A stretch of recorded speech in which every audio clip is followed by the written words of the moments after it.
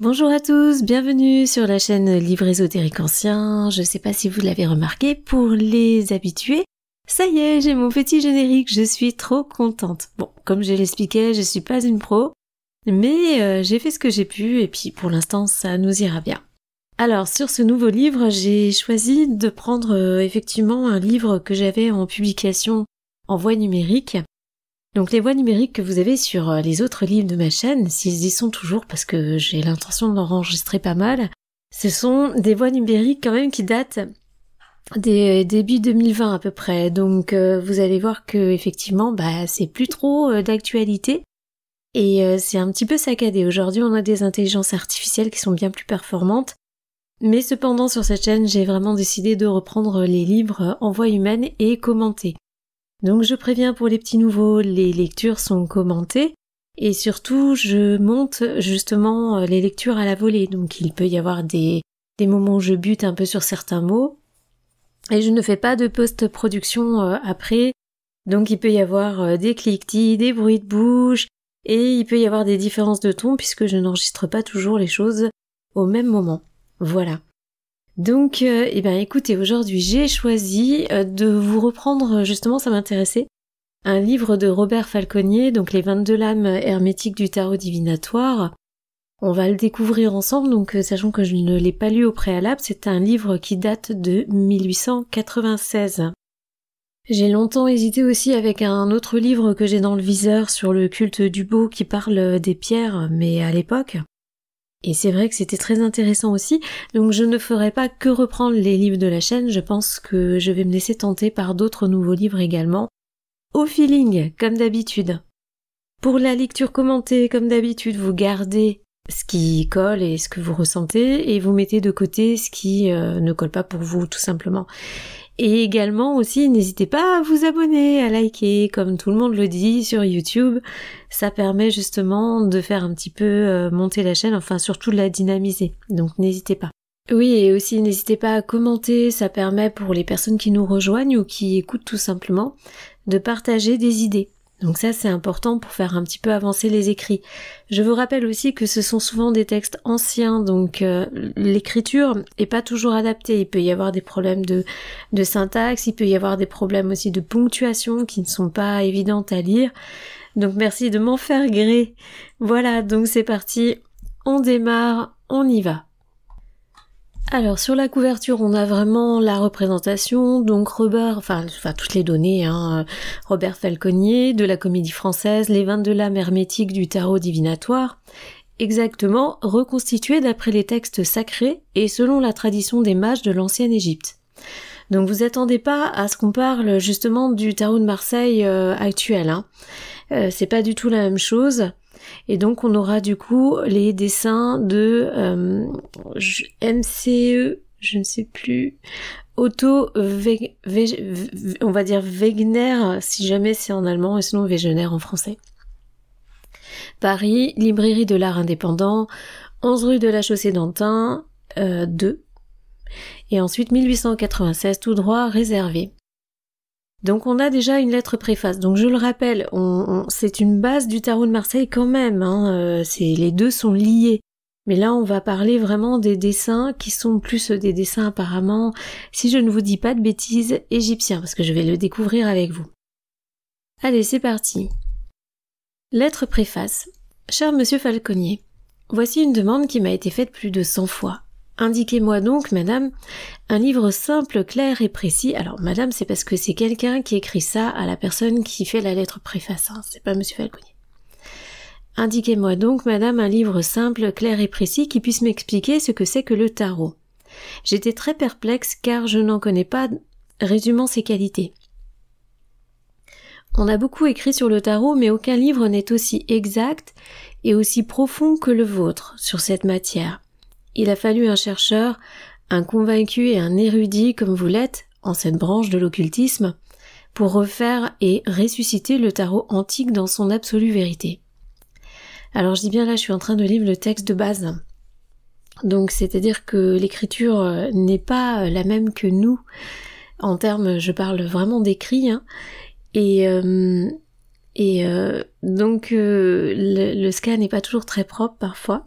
Parce que là c'est un scan, de temps en temps j'ai des livres, des vrais livres, mais là c'est un scan. Et on est toujours sur la façon d'écrire à l'ancienne, donc des très longues phrases, très ponctuées, et avec des mots, parfois on se demande ce qu'ils font là. Donc c'est le temps de m'échauffer les amis, mais ça va aller. J'espère qu'à force je commence à prendre l'habitude. Après Piob, normalement j'ai eu un beau baptême. Allez, on reprend la suite.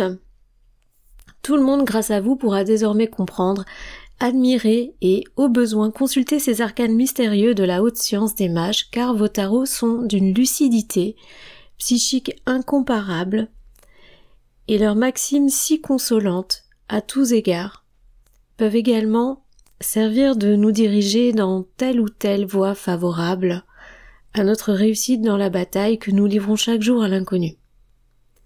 Tous mes compliments de sincère admiration pour le savoir et la persévérance que vous avez apporté dans vos recherches. Et croyez-moi, cher monsieur, cordialement à vous. Voilà, c'est la façon de... Et signé à de Thèbes. Alors c'est rigolo parce qu'il s'appelle de Thèbes. On est l'armée hermétique égyptienne. Alors, l'introduction. Là, on a une petite parole. L'astrologie est un traité de la providence. C'est signé Saint Jérôme. Et oui, il parlait bien de Saint Jérôme, enfin d'astrologie aussi dans la Bible. Hein. Alors, nous y voici pour l'introduction. Le tarot, du sanskrit tar, donc T-A-R-O, étoile fixe, probablement la polaire, qui dans l'astrologie antique symbolisait la tradition immuable. Donc, le tarot n'est autre chose, je vais essayer de raccourcir certaines choses et de... justement de vous remettre les sujets parce que souvent vous allez voir que si vous lisez vous-même ce livre, vous aurez ce mécanisme de revenir directement au début puisque comme les phrases sont très longues, on perd le sujet parfois. Donc là, je fais souvent ce travail pour ceux qui connaissent pas, ceux qui n'ont pas eu certaines autres de mes lectures, de ramener le sujet pour savoir de quoi on parle. L'idée, c'est de rendre le livre intelligible. Donc c'est l'intérêt aussi de la lecture commentée. Donc bien sûr, je mets mes appréciations personnelles, mais j'essaie de faire en sorte qu'on comprenne un petit peu le texte et n'hésitez pas si vous comprenez les choses d'une autre façon.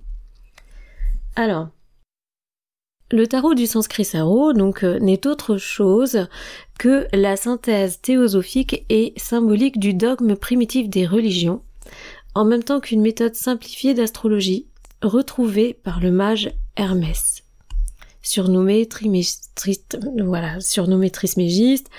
qui était hiérophante des temples de Thèbes, 2000 ans avant JC, où il se servait du tarot comme instrument augural. Il était alors gravé sur 22 lames d'or qui portaient en plus des hiéroglyphes symboliques. En plus des hiéroglyphes symboliques, donc les figures de l'alphabet hiératique des mages correspondant à un nombre sacré. Entre parenthèses, science magique des nombres. On y voyait aussi les signes du zodiaque et des 7 planètes. Il fut à peu près complètement détruit lors de l'invasion des Perses sous Cambyse. Il était également reproduit en peinture murale sur les parois des cryptes des grands temples qui servaient aux initiations des profanes qui venaient se faire recevoir au collège des mages. Je fais une petite pause. Là, pour vous dire encore une fois, j'ai une seule phrase, c'est-à-dire que depuis le début, j'ai pas un seul point. Je dis ça, je dis rien. Si je m'arrête aussi, c'est parce que il y avait juste une petite annotation hein, sur Hermès Trismégiste. C'est voilà, il mettait l'auteur de la table d'émeraude et du pimandre. Voilà. Donc je vais reprendre là où j'en étais. Et pour vous dire, quasiment cette phrase, elle fait 1 page et demie du livre. Hein. Alors, c'est pas les pages de nos jours, hein. Je vous rassure. Alors, on recommence, donc. Enfin, on reprend. Donc, il fut à peu près complètement détruit lors de l'invasion des Perses sous Cambyse. Il était également reproduit en peinture murale sur les parois des cryptes des grands temples qui servaient aux initiations des profanes, qui venaient se faire recevoir au collège des mages. Il était gardé par un prêtre appelé Pastophore qui en expliquait le sens symbolique seulement aux néophytes. Les clés divinatrices n'étaient dévoilées qu'à ceux qui parvenaient au plus haut grade du sacerdoce d'Isis et sous peine de mort, pour qui on révélerait les mystérieux arcanes. Donc en gros voilà, il y avait une version qui était pour les néophytes, donc un petit sens symbolique qui était expliqué pour les néophytes, et pour ceux qui suivaient vraiment un cycle initiatique, dans ces cas-là, on avait des clés supplémentaires qui étaient dévoilées. Et bien sûr, donc au niveau de toutes ces recherches, enfin au niveau de ce savoir qui a été donc transmis à ces initiés, il était important qu'il soit resté secret et sous peine de mort, hein, carrément. Ouais, aujourd'hui, c'est plus trop ça. Aujourd'hui, tout est sur Internet pour tout. En fonction des sites initiatiques, je pense, des cursus initiés, je pense à certains ordres divers, hein, pas qu'un seul. Hein. Ok. Donc là, on a quelques données. Donc d'après Hérodote, donc ce qui peut être compréhensible parce que en fin de compte, quand on a un cycle d'initiation, ça permet d'intégrer peu à peu les données, de les mettre en pratique et de mieux comprendre le palier supérieur. Donc c'est pas plus mal. C'est pas plus mal. D'après Hérodote, alors là on redémarre une phrase. D'après Hérodote, le principal sanctuaire initiatique se trouvait près du lac Moéris et portait le nom de Labyrinthe. Il fut construit par les rois Memphites. Entre parenthèses, Clément d'Alexandrie. On retrouve de nos jours dans les textes des rituels sacrés sur les rouleaux de papyrus au musée du Caire, entre parenthèses où j'ai fait faire les traductions, de même que l'on voit encore en partie des figures du tarot dans les ruines des temples de Thèbes, notamment sur un plafond astronomique d'une des salles hypostyles soutenues par 22 colonnes du palais de Médinès-Abou, et dans un calendrier sacré qui se trouve sculpté sur la paroi sud de ce monument construit sous Thothmosis III de la 18e dynastie. Alors, dans les cérémonies du culte public, on promenait professionnellement les figures du tarot augural. Alors, on promenait processionnellement les figures du tarot augural sous forme de statuettes à tête d'animaux. Là, il met une petite annotation. Ainsi présentées dans un ordre déterminé, les figures du tarot servaient de calendrier et indiquaient l'époque des solstices et des équinoxes, ainsi que le lever des astres et les périodes du débordement du Nil, et réglaient les travaux, donc, de l'agriculture. Entre parenthèses, Pline-LJ. D'accord, donc c'est vrai qu'on avait déjà des figures, des statuettes du tarot. D'accord. Car pour le vulgaire, le symbolisme n'était pas le même que pour les mages. Oui, c'est ce qu'il expliquait encore tout à l'heure, hein. C'est-à-dire qu'il y avait deux symboliques. Tout ça, ça existe encore, mais c'est moins évident. C'est un petit peu comme en hébreu quand vous avez le caractère sacré donc des lettres et le caractère de lecture classique. Nous, dans l'écriture européenne, on n'a pas ça. Je dis européenne parce que on peut très bien prendre des textes anglais, parce que ça fait partie de la même zone, on va dire occidentaux. Les lettres de l'alphabet classique, on n'a pas ça, normalement, à mon sens. Sauf si je ne suis pas au courant, mais a priori non. Mais après, on a quand même des sens cachés et effectivement des cycles initiatiques qui existent sur d'autres choses.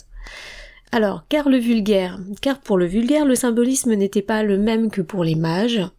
C'est ainsi qu'Osiris, le soleil était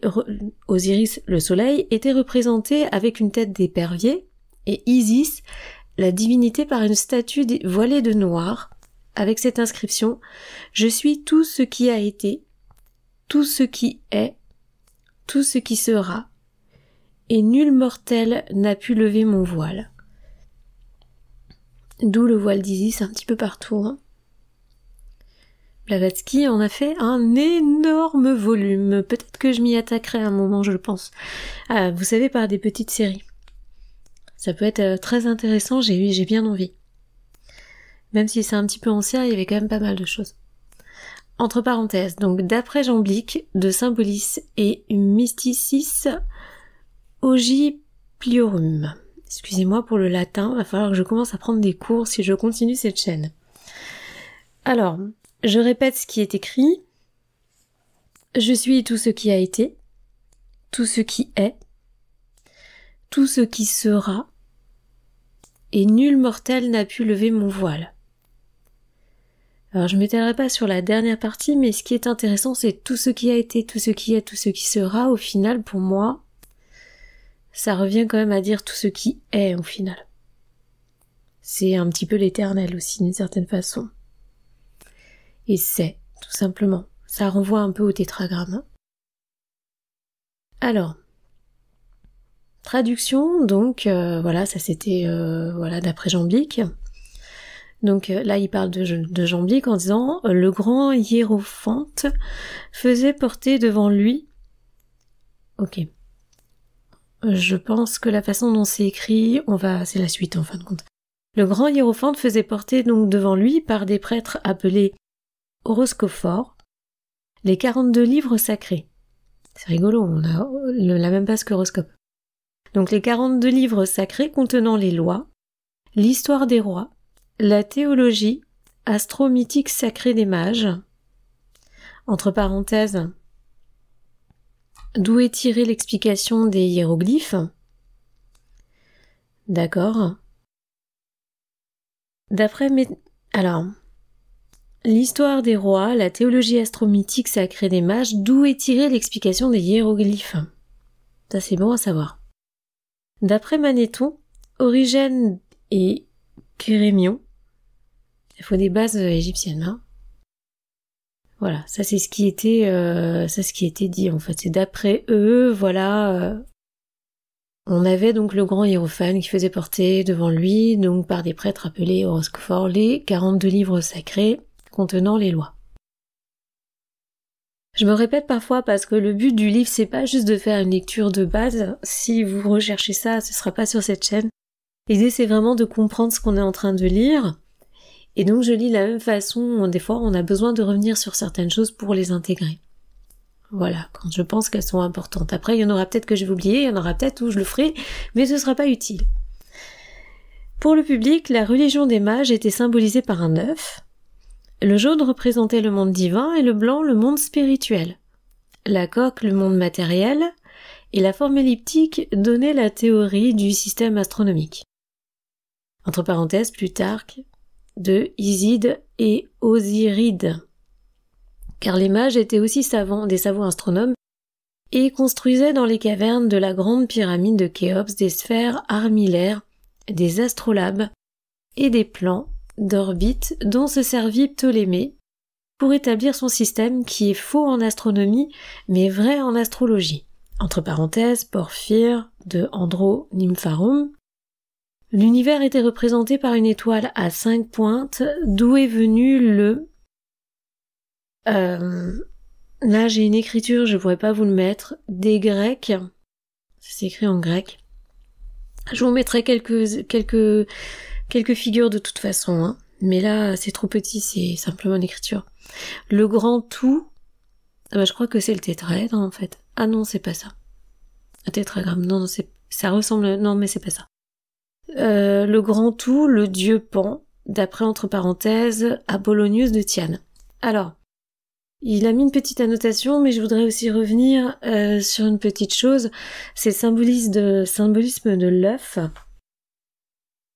Alors pour le symbolisme de l'œuf, vous remarquerez que on a bien donc le monde divin, le jaune, le blanc, le monde spirituel, et la coque. Ce qui est rigolo, c'est que c'est la partie supérieure. Ça fait penser un peu au firmament, au final, qui enferme le monde matériel, et effectivement, il dit bien la coque, le monde matériel. Et la forme elliptique donnait la théorie du système astronomique. Donc on continue dans le texte. Les 22 lames disposées selon l'ordre de l'alphabet numérique donnent la définition complète du dogme de la haute magie des anciens. Lorsque l'on mélange toutes les lames entre elles, leur signification individuelle se trouve modifiée par celles qui les entourent et elles donnent alors une sentence sacerdotale et philosophique, ainsi qu'une réponse bonne ou mauvaise selon la concordance des lettres et des nombres à toute question que puisse poser un cerveau humain. Et entre parenthèses, alors là il met une petite annotation, c'est en interprétant le tarot que Cazotte prédit les principaux événements de la Révolution française. Et vous avez vu, c'est pas une seule carte au final, hein, c'est aussi celle qui entoure la carte. Ça, c'est évident, mais je le reprécise.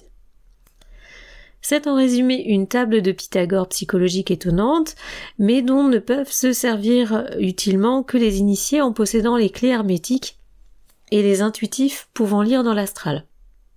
Il parle souvent de l'astral, hein, c'est chouette. À cette époque, quand même, c'était pas trop tabou. Là, ça revient un petit peu, c'est bien aussi. Alors, petite annotation sur le 2, c'est également donc une sorte de miroir magique à vision multipliée. Donc ça, c'est sa petite annotation. Car les oracles sont toujours rendus dans un sens ésotérique.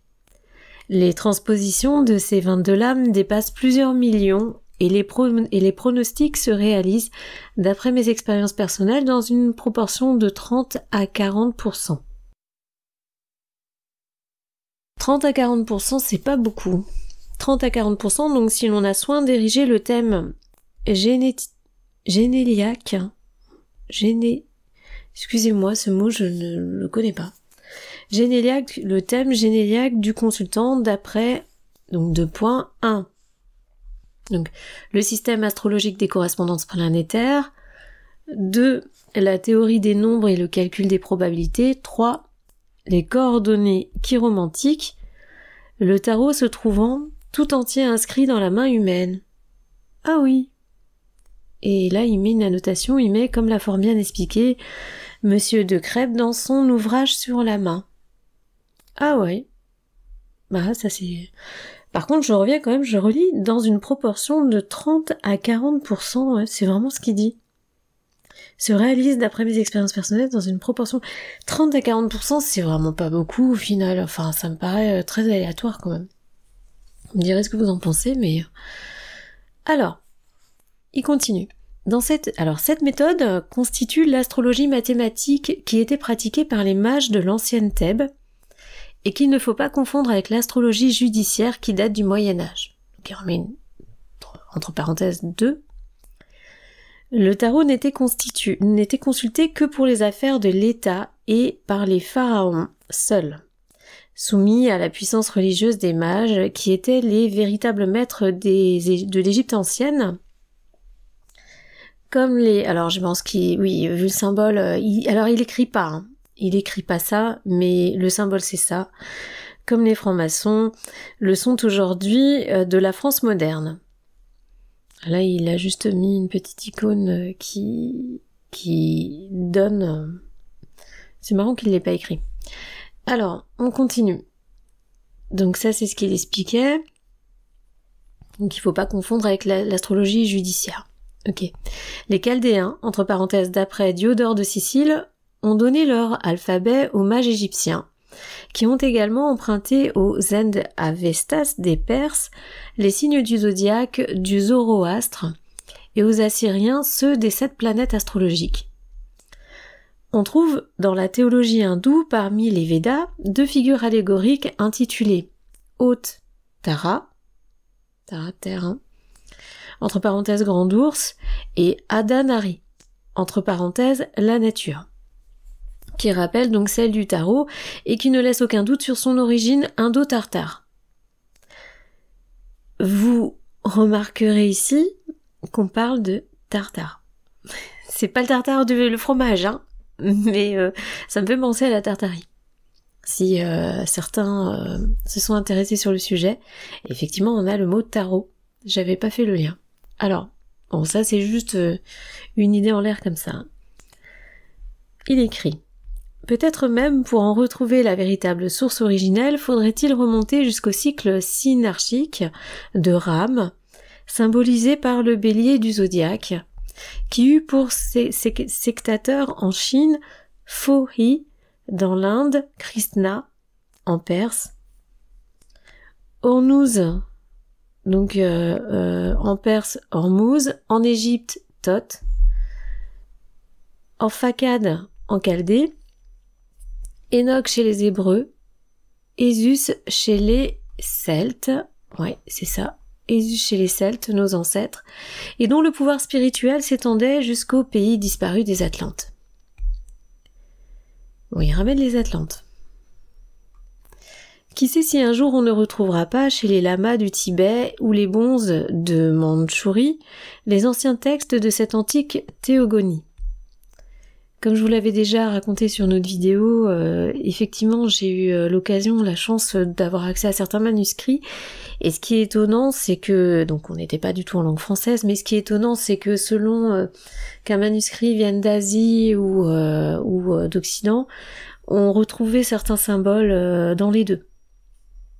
Et ça c'est vraiment étonnant, puisqu'à l'époque on prenait pas un avion, un jet, on n'était pas en j'ai souri, mais on prenait pas un jet et voilà, on n'était pas en quelques heures dans ces zones-là. Hein. Le tarot serait venu en Égypte en passant par la Perse, la Chaldée et la Syrie. D'accord, donc il est venu en Égypte, il n'a pas été créé là-bas. Moi, c'est ce que je comprends dans cette phrase. On retrouve le tarot dans la Kabbale juive. Donc là, il nous met une petite annotation. Le Zohar, le Sefer Bereshit, le Sefer Jazira en sont les commentaires et son nom rabbinique est en hébreu Terah, entre parenthèses livre sacré. Oui, donc rien à voir avec Tara qui était plutôt sur Katmandou. Alors, on continue. On retrouve donc le tarot dans la Kabbale juive par une traduction attribuée à Enoch et aussi dans les téraphim du tabernacle de Moïse qui fut instruit par les mages d'Égypte, puis il passa chez les Grecs. Il leur fut apporté par Cadmus, Platon et d'autres philosophes grecs qui avaient étudié en Égypte les mystères magiques en font foi. Entre parenthèses, le jeu de loi est dérivé du tarot grec, comme les échecs qui nous viennent des Perses doivent dériver du tarot hindou. C'est super intéressant, je sais pas ce que vous en pensez vous, mais on apprend beaucoup de choses. Faudrait que je revoie le jeu de loi. Le peuple romain devait l'ignorer, car Cicéron n'en parle pas dans son discours sur l'art divinatoire, et pourtant Hermès avait sa statue dans les temples sous le nom de Mercure, et l'on célébrait à Pompéi le culte des mystères isiaques. Petite annotation à nouveau, à moins que les livres sibyllins n'en aient été une copie. On retrouve une figure du tarot dans l'Apocalypse. Alors entre parenthèses, une petite annotation qui a beaucoup de similitudes avec la Cépios d'Hermès. Donc on retrouve une figure du tarot dans l'Apocalypse de l'évangéliste Jean à Patmos, et saint Augustin y fait allusion dans une lettre à sa mère. Au XIe siècle, le pape Grégoire VII fit faire une traduction du tarot d'après les tablettes d'Enoch. Ah, c'est bon à savoir ça aussi. 100 ans plus tard, on reconnaît une figure du tarot dans le Baphomet des Templiers, qui furent brûlés comme hérétiques. Sous Philippe le Bel, puis au XVIe siècle, Guillaume Postel retrouve dans ses voyages en Orient les véritables clés du tarot hermétique. Et le savant jésuite allemand Kircher, en 1680, en fait une reconstitution à peu près exacte. À la même époque, Ruggieri, ancien prêtre italien devenu astrologue de Catherine de Médicis, en refait un jeu pour cette reine. Dès lors, on ne retrouve plus le tarot commun des bohémiens qui y jouent 56 cartes nouvelles, qui ajoute 56 cartes nouvelles. Alors, je m'arrête, c'est parce que j'ai déjà passé une petite annotation, donc quand il parle, quand il dit Guillaume Postel retrouve dans ses voyages en Orient les véritables clés du tarot hermétique, là il met une petite annotation, il met le tarot de Byzance devenu par corruption tarot de Besançon. Voilà. Donc celui-ci, tarot de Besançon, faudra aller voir. Et ensuite, on va venir de toute façon à un moment au tarot de Marseille. Enfin, de toute façon, ils se rejoignent tous. Vous allez voir, j'ai vu les figures à la fin du livre. Ça fait très clairement penser à notre tarot de Marseille. Alors, ensuite, là, il met une autre annotation concernant le tarot des Bohémiens, donc il ajoute 56 cartes. L'annotation, c'est « Dites arcanes mineures », qui ne sont que les reproductions du jeu de bâton d'alpha. Alors, c'est intéressant en fait, c'est que dès le départ on a toujours eu que 22 lames, et là au final, enfin 21 plus 1, mais là ce qui est assez intéressant, c'est que on apprend que finalement toutes les lames mineures, on les redécouvre et elles ont été ajoutées par la suite, donc on n'a pas, les lames mineures sont peut-être pas une origine au final, peut-être, mais a priori c'est ce qu'on découvre ici. Donc on retrouve, dès lors on ne retrouve plus que parce que vous savez que j'ai encore des phrases immenses, hein. Dès lors on ne retrouve plus que le tarot commun des Bohémiens qui ajoute 56 cartes nouvelles. Au siècle dernier, donc Cagliostro adapte au tarot les chiffres arabes. Alors voilà, donc c'est là qu'on va retrouver nos chiffres. Sous Charles VI, le tarot était déjà apparu en France, mais complètement défiguré et transformé en carte à jouer pour distraire la folie de ce prince, voire Henri Martin. Le jeu des vertus, inventé par le moine, alors là il doit voir, je pense que c'est Alcuin, pour les seigneurs de la cour de Charlemagne, n'est qu'une transcription chrétienne du tarot. Alors c'est rigolo parce que j'ai accès à un document ancien qui est scanné, mais c'est vraiment le livre de base. Et la personne a souligné n'est qu'une transcription chrétienne du tarot pour les seigneurs de la cour de Charlemagne. Donc c'est vrai qu'on a aussi le jeu de tarot avec lequel on joue. Donc il faudrait savoir lequel c'est celui-ci. Alors c'est de Gébelin, Albert le Grand, Agrippa et Paracelse se sont aussi occupés de la réflexion du tarot, sans y donner suite. C'est bon à savoir. Alors là, il écrit en annotation « Les figures allégoriques de Nicolas Flamel n'ont aucun rapport avec le tarot. Pas plus que les clavicules de Salomon. » Bon, ça c'est dit. Au siècle dernier, Aliette dit Etelia en fit une traduction fantaisiste reproduite de nos jours. Alors là, il parle un petit peu de l'histoire du tarot, et tout à l'heure, je l'ai vu dans le livre, rassurez-vous, on va parler des lames, des lames une par une. Un peu de patience. Mais j'avoue que cette partie-là est assez sympa. Parce que vous allez voir, il y a quelques noms assez rigolos qui vont circuler. J'en vois là sur la page. Donc c'est assez rigolo. Alors, j'en étais où du coup ? Ah là là, qu'est-ce que je suis bavard. Je voulais faire, vous savez que j'avais hésité avec la voix du silence de Blavatsky à un moment. Je crois que je l'ai peut-être déjà dit. Mais comme ce sont des parties, j'étais pas tout à fait sûre de le faire. Et puis le tarot me tenait à cœur, je vous en avais déjà parlé sur Piob. Et Piob était assez difficile à lire, donc là j'avoue qu'on se régale, c'est un petit peu différent. Donc, on parlait donc de Nicolas Flamel, c'était ça. Alors, au siècle dernier, Aliette et Etelia ont fait une traduction fantaisiste reproduite de nos jours par Lismon, je pense qu'on est Limon, sous le titre Livre de Thoth, et dont se servent la plupart des cartomanciennes modernes. Ok. Le tarot édité à Marseille en 1760 par Convert est celui qui se rapproche le plus du type traditionnel. Merci, on avait besoin d'entendre parler de celui-ci, parce que c'est celui qui circule le plus en ce moment. Donc c'est la version de Convert, je crois que c'est la classique, hein. C'est pas celle qui est jaune et rouge seule, c'est la classique avec les 3 couleurs. Il me semble. Hein. Après, il y a celle avec le vert aussi. Et ça, c'est Camoin, je crois. Oui, c'est ça, il me semble. Donc, Enfin, de nos jours, alors de ses jours à lui, hein, je sais plus, mais je vous rappelle qu'on est en 1889. Enfin, de nos jours, Eliphas Lévy a reproduit et complété le tarot de Guillaume Postel, et dernièrement, en 1889, donc toujours, le livre date de la même date, mais ça doit être à quelques années près, il a pas dû écrire le livre le jour même, il a dû l'éditer un peu plus tard. Et dernièrement, en 1889, Stanislas de Gaïta, et oui, c'est étonnant de le voir, et Wirth en ont donné une édition kabbalistique exacte. Alors, ce qui est rigolo, c'est que de Gaïta, il est un petit peu positionné sur d'autres courants, mais quand même, il en a donné une édition kabbalistique exacte, ce qui mériterait. De toute façon, tout se complète, donc c'est toujours intéressant d'aller voir certaines choses ailleurs, peu importe. Ça permet pour les érudits d'avoir plus d'informations et de réunir des petites choses.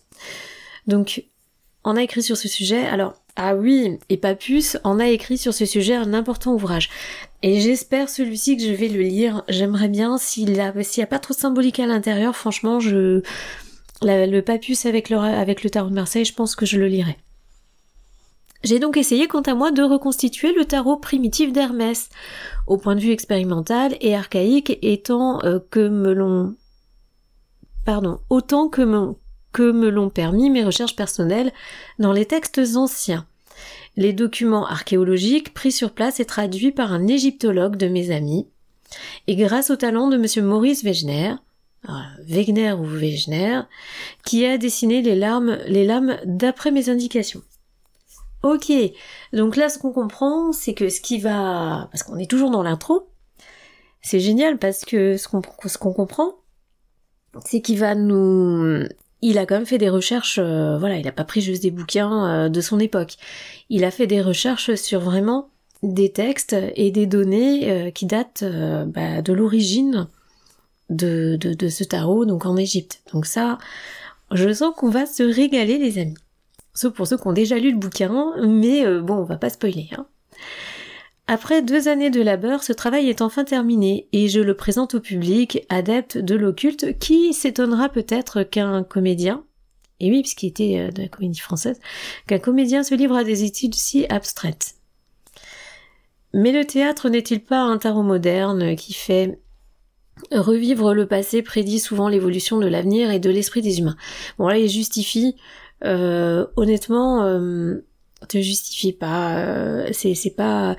Aujourd'hui, on sait bien, plein de personnes, même très haut placées, font des études sur d'autres choses et plus ou moins ésotériques aussi. Et ça fait partie des choses un peu dissimulées, mais ça n'empêche pas. Ça n'enlève pas de crédibilité. Malheureusement, c'est plutôt l'inverse pour face à des gens justement qui sont pas dans ces courants, c'est plutôt le fait qu'ils disent qu'il a travaillé sur le tarot de Marseille qui risque de lui porter préjudice de l'autre côté. Mais bon, sur le tarot, pardon. Et là, il avait mis une petite annotation à un endroit, mais je ne l'ai pas vu. Il y avait écrit « Mademoiselle Lenormand a fait pour son usage un jeu de tarot qui porte son nom mais sans valeur symbolique. » Et oui, ça c'était les tarots de boudoir. Et qui était assez rigolo aussi, celui-ci. Alors, bon... Là, on va passer à une autre partie. On va continuer à avancer. Il y a encore pas mal de choses à lire. Explication des hiéroglyphes symboliques du tarot divinatoire. On commence à rentrer dans le dur. Avec la concordance des lettres et des nombres, les sentences sacerdotales des mages, pour chacune des lames, avec les signes du zodiaque et des 7 planètes. J'espère que va pas y avoir des symboles difficiles à lire. Normalement, je devrais m'en sortir, mais je suis pas non plus ultra connaisseuse. Mais il y a... Je vais de toute façon vous mettre des symboliques du livre pour que vous ayez accès quand même, parce qu'il y a des choses qui s'interprètent pas et ce sera mieux que vous les voyez. Voilà. Donc là, il nous met une petite annotation. Quand il dit, avec les signes du zodiaque et des 7 planètes, il écrit « L'astrologie moderne compte 3 types planétaires nouveaux, le neptunien et l'uranien, dont j'ai établi la correspondance, et le terrien. » Ce dernier type dû à Monsieur Ledos, astrologue éminent de notre époque. Alors effectivement, oui, parce qu'il parle des 7 planètes, et il me semble qu'on a beaucoup plus aujourd'hui. Neptune-Uranus et Neptune-Uranus qui ne figuraient peut-être pas. Ce qui est étonnant parce que Neptune-Uranus, a priori, figurait déjà, il me semble, dans certains temples. Alors là, vous me direz si je vous raconte pas de bêtises, mais il me semble que ces figures étaient déjà connues à la fois au Mexique et à la fois en Égypte, bien avant qu'on les redécouvre nous-mêmes. Et puis il manque Pluton, mais bon, Pluton qui aujourd'hui serait un satellite finalement, donc ça aussi. Mais beaucoup d'astrologues continuent à travailler avec, donc à voir. Alors, la correspondance est le terrien, donc ce dernier donc type dû à Monsieur Leidos, astrologue éminent de notre époque. C'est par l'astrologie que Swift, l'auteur de Gulliver, a prédit il y a 150 ans l'existence des satellites de Mars qu'on vient d'apercevoir au télescope, le Verrier, c'est le nom du télescope, découvrant la planète Neptune, vous voyez, par le calcul des probabilités de perturbation, a fait de l'astrologie mathématique comme Kepler faisait de la méta-astronomie, car il a laissé les lois cosmiques, je pense que c'est cosmogonique, le texte est effacé, et des horoscopes. Pardon, là c'était un peu chaotique sur la fin. Bon, après c'était juste une annotation. Alors sur cette partie, il nous met à nouveau une petite donnée, un petit écrit, il est de toute vérité que l'initié tuera l'initiateur, Hermès. Là ce qu'on peut comprendre c'est que l'élève dépasse le maître. Après lui il emploie le mot tuer, on verra à ce moment-là, à chacun d'interpréter. Et il nous met une autre citation. En vérité, je vous le dis, l'un d'entre vous me trahira. Jésus. Alors à voir pourquoi il a mis ça. Je vous laisse faire votre idée. Note. Donc là, il a fait une page complète exprès pour ça. On retrouve la concordance des signes du zodiaque dans les 12 tribus d'Israël, les 12 apôtres chrétiens, de même que celle des planètes, dans les 7 lumières du chandelier de Moïse, les 7 sacrements de l'Église, les 7 cercles du Coran, etc. Entre parenthèses, signé Volney. Bon. Après 7, aujourd'hui, on n'a plus trop 7. Mais on a quand même un chiffre symbolique. On en avait déjà parlé avec Piom. Alors, c'est parti. On commence par la lame numéro 1. Et donc, on a quand même un petit symbole que je vais vous mettre. Je fais juste une petite pause. Voilà, comme ça, ici, je peux vous mettre le petit symbole qui met en début de page. La lame 1, le mage. Symbole hiéroglyphique. Le mage est debout dans l'attitude de la volonté prête à agir. Vêtu de blanc, signe de pureté, couronné d'un cercle d'or, signe de la lumière éternelle, il tient dans la main droite un sceptre surmonté d'un cercle, emblème de l'intelligence fécondante. Il l'élève vers le ciel pour indiquer son inspiration à la sagesse, à la science et à la force morale. La main gauche est étendue vers la terre pour indiquer qu'il veut dominer la matière. Devant lui, sur un cube, image du solide parfait, se trouve une coupe pleine des passions humaines et un glaive, arme des braves qui combattent l'erreur, un cycle d'or, symbole de la récompense acquise par le travail volontaire.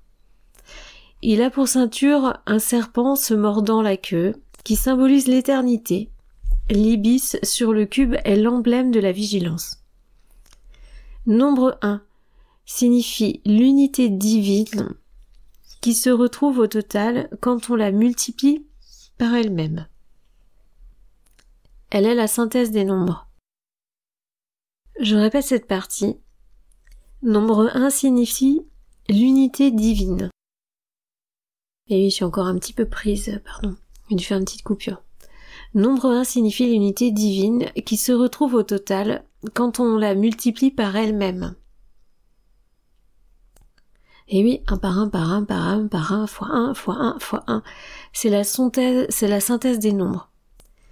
Et oui, qui se retrouve au total. Donc, 1 multiplié par 1 par 1 par 1, ben ça revient 1. Sentence sacerdotale. La volonté humaine est le reflet de la puissance divine. La volonté humaine est le reflet de la puissance divine. Vouloir, c'est créer. Vouloir, c'est créer. Je l'ai déjà redit. Ah, tiens, on a le chat qui vient nous dire bonjour. On va voir s'il va ronronner. Mais là, le micro est un peu plus éloigné. On verra. Pensez à une chose, vous vous souvenez, vouloir, c'est créer. À l'époque, c'était plus lourd, c'était différent. Aujourd'hui, on parle tous de synchronicité, c'est venu dans les mœurs. Mais pensez bien aux intentions. Hein. Ce qu'on intentionne, généralement, peut arriver. Donc, on maîtrise ses intentions. Surtout si on rumine des choses négatives. Il faut vraiment faire attention à ça. Je pense qu'aujourd'hui, dans un monde dans lequel on est quand même très justement dispersé, il est très important de revenir à une forme de discipline et de discipliner ses pensées. Je pense, c'est quelque chose de précurseur, donc on n'en parle pas assez, mais c'est important de le faire. Je referme cette parenthèse. Donc, la volonté humaine est le reflet de la puissance divine. Vouloir, c'est créer. La lutte morale est la loi de l'esprit humain. Combattre la lumière, c'est conquérir l'absolu et rien ne résiste à l'homme. La lutte morale est la loi de l'esprit humain. C'est une forme de discipline, ça aussi, la lutte morale. Hein. Combattre pour la lumière, il dit bien combattre, c'est conquérir l'absolu. Et rien ne résiste à l'homme, lorsqu'il sait le vrai et veut le juste. Lorsqu'il sait le vrai et veut le juste. Et tout le problème aujourd'hui, c'est qu'est-ce qu'est le vrai? Et oui. Parce qu'on peut vouloir quelque chose qui nous paraît juste, mais on peut se tromper parce qu'on n'a pas la vérité. La comète signifie que le vrai mage est l'envoyé de Dieu. Bon, ça, il le met en italique. Donc voici pour cette première lame. Je vais voir si je peux pas vous mettre également, puisqu'on l'a décrit. Je sais que les lames sont à la fin du livre. Donc je vais voir s'il est possible. Alors attendez, parce que j'ai le chat qui fait ses bêtises, qui s'étale partout. Hop, mes excuses. Donc je vais voir si je peux mettre justement si je peux mettre la figure. Normalement vous devez déjà la voir. Si j'y arrive. Allez, on part sur la lame 2. Le sanctuaire. Je vous remets la symbolique. Et je vais essayer de vous mettre la lame. Allez, c'est parti. Alors là, on a lame 2, le sanctuaire. Symbolisme hiéroglyphique. La science occulte entre deux colonnes du temple qui représentent le bien et le mal. Elle est couronnée du croissant lunaire et à la face voilée. Ce qui signifie que la vérité n'est pas visible pour le profane. Ah, on est quand même bien embêté, franchement, il faut toujours bosser. Ah là là, les choses pourraient pas être plus simples quand même. Et c'est là qu'on se demande, mais qu'est-ce qu'on fait ici, quoi. Surtout qu'on doit bien avoir déjà nos vérités ailleurs, là-haut. Et ici, on arrive, on n'a qu'un petit morceau, c'est pas juste. Bon. Elle a sur la poitrine la croix solaire, emblème de la génération universelle, et tient sur les genoux un papyrus qu'elle couvre de son manteau pour indiquer les mystères de la science sacrée, pour indiquer que les mystères de la science sacrée ne se dévoilent qu'aux initiés. Ok. La tiare qui la coiffe signifie la puissance de l'intelligence éclairée par la sagesse, entre parenthèses croissant lunaire. C'est intéressant là, vous avez vu ce qu'ils ont dit, hein, enfin ce qu'ils racontent. Ce qui signifie la vérité n'est pas visible, donc en fin de compte sur son livre, donc elle a le papyrus qu'elle couvre de son manteau pour indiquer les mystères de la science sacrée qui ne se dévoilent qu'aux initiés, donc ce qui est caché. Elle est assise, ce qui veut dire que la science unie à la sagesse et à la volonté est immuable. Elle est assise, ce qui veut dire que la science unie à la sagesse et à la volonté est immuable. Ça y est, le chat commence à ronronner. Nombre 2. Symbole de l'union de l'homme et de la femme, et reflet de l'unité. Sentence, ça fait, le ronronnement, ça fait trembler tout le bureau. Alors, sentence sacerdotale. Vouloir le possible, c'est presque le créer. Vous vous souvenez tout à l'heure, vouloir c'est créer. Là maintenant c'est vouloir le possible, c'est presque le créer. Commande à la matière et elle t'obéira. Vouloir le mal et le faire est le suicide de l'âme. Et oui, parce qu'il y a un retour, forcément, enfin d'une certaine façon. Vouloir le bien et le faire, c'est rendre immortel. Car l'amour est plus fort que la haine et vaincra la mort. C'est deux formes de force, hein. Après, tout dépend comment on l'emploie, et effectivement. Donc là, il met entre guillemets, influx astral de la lune. Donc je relis la sentence sacerdotale parce qu'elle est importante. Vouloir le possible, c'est presque le créer. Commande à la matière et elle t'obéira. Vouloir le mal et le faire est le suicide de l'âme. Vouloir le bien et le faire, c'est se rendre immortel. Car l'amour est plus fort que la haine et vaincra la mort. On continue la lame 3. Eh bien, il va y avoir plein de montages.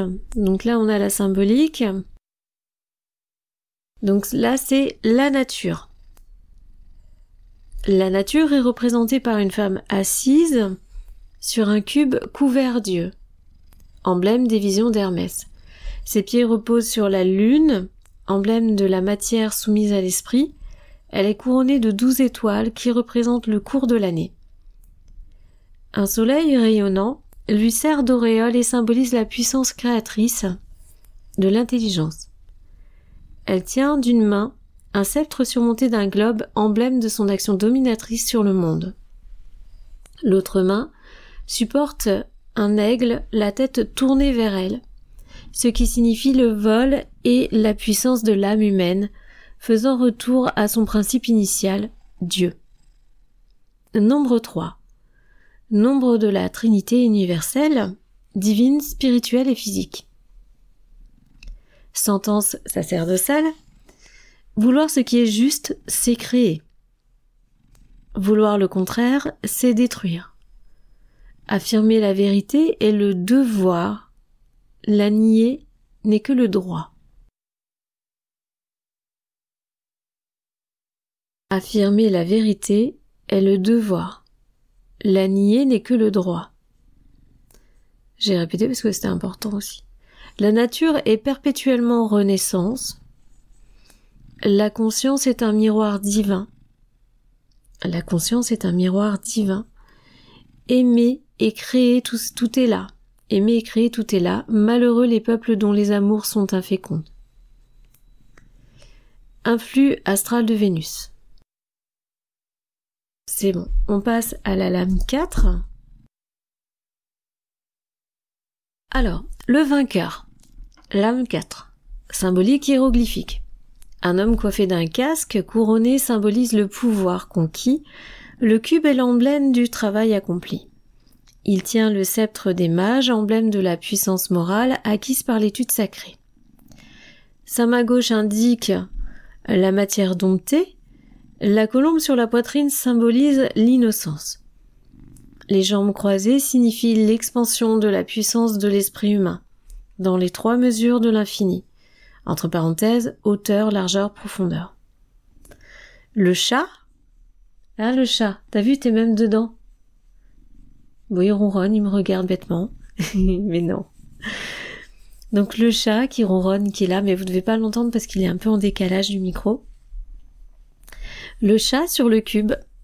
Et oui, toi dans l'Égypte, t'étais important. Bon là, tu l'es toujours, mais c'est différent.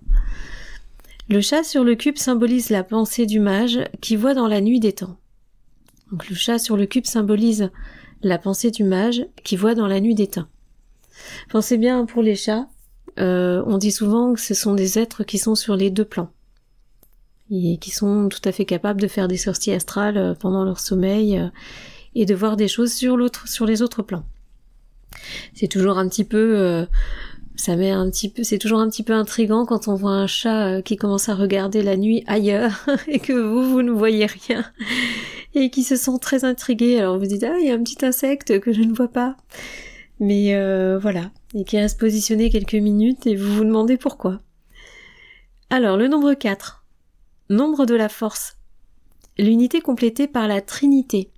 Donc, l'unité complétée par la trinité, donc 3 plus 1, enfin 1 plus 3, ok? Et donnant le carré parfait, entre parenthèses, affirmation, négation, discussion, solution.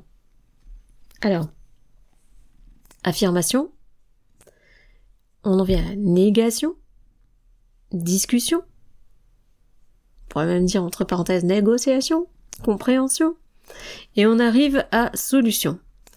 Sentence sacerdotale, le mage en possession de la science du bien et du mal ne doit se servir de celui-ci que pour édifier celui-là.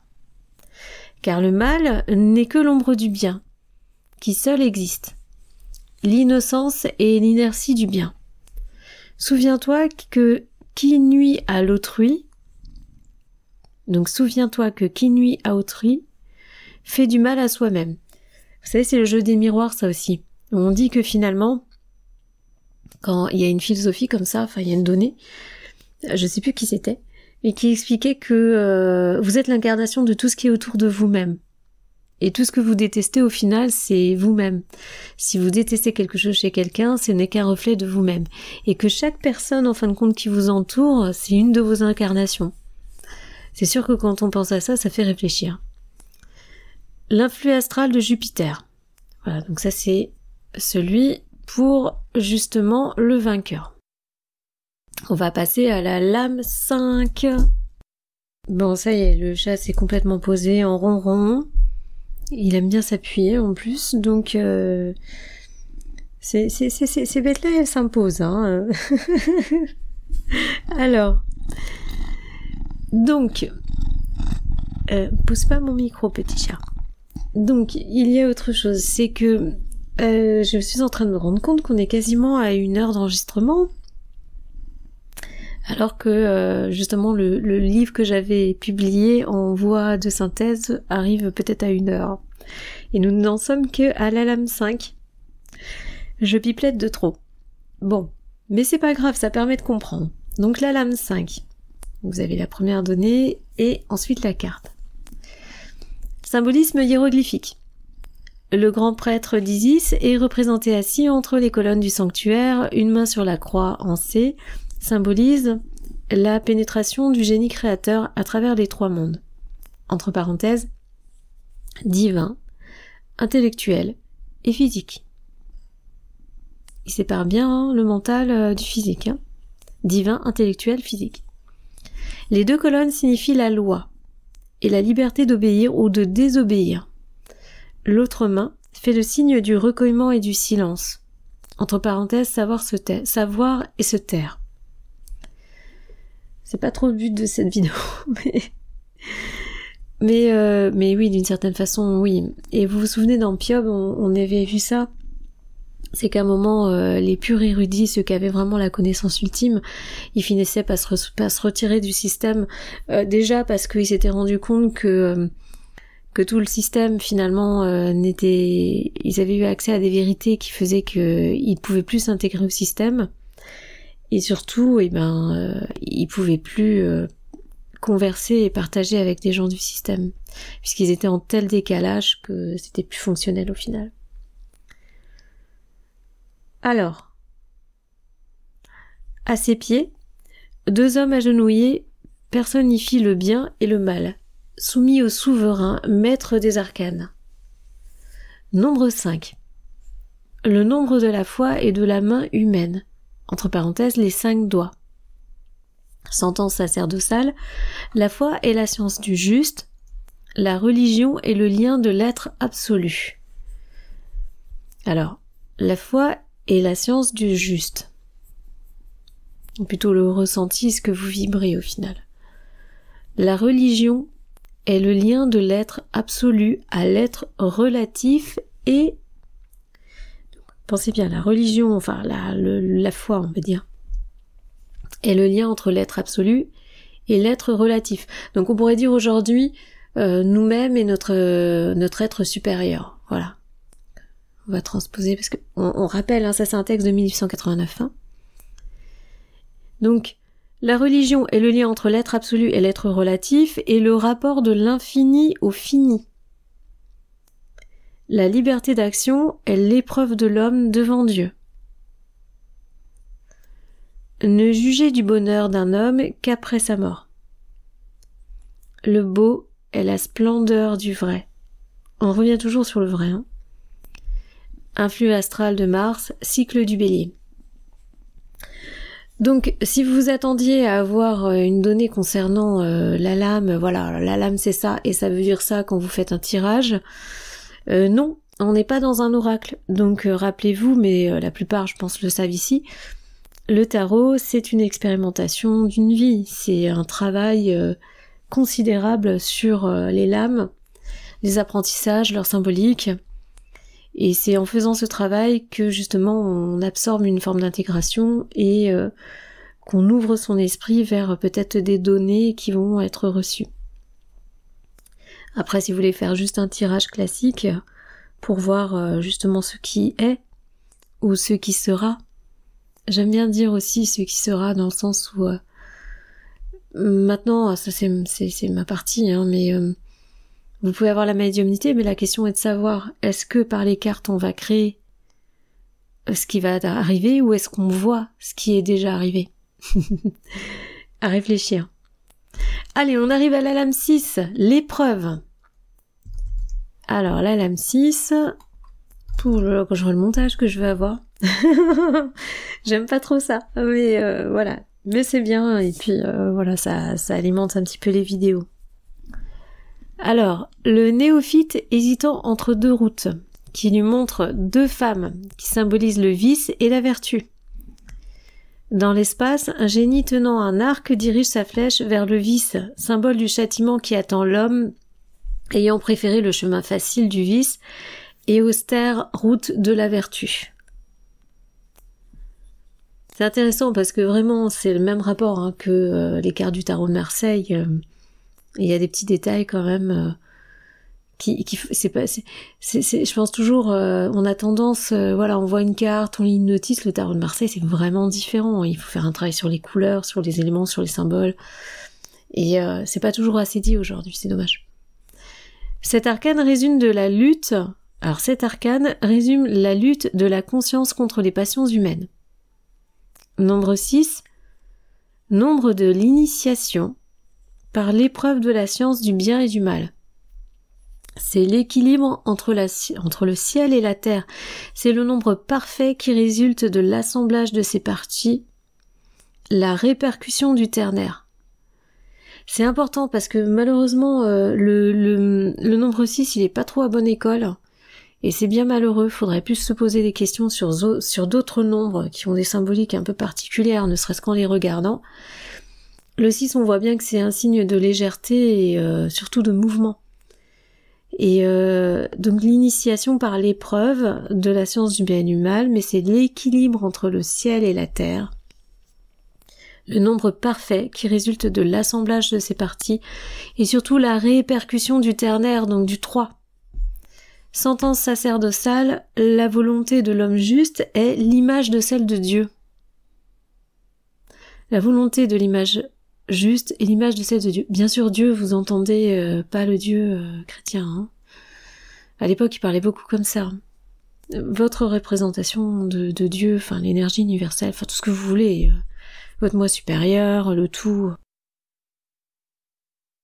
Plus la volonté lutte, plus elle acquiert la puissance. Alors, ça, là on parle d'un libre arbitre. Plus la volonté lutte, plus elle acquiert la puissance. Faut voir ce que vous en pensez.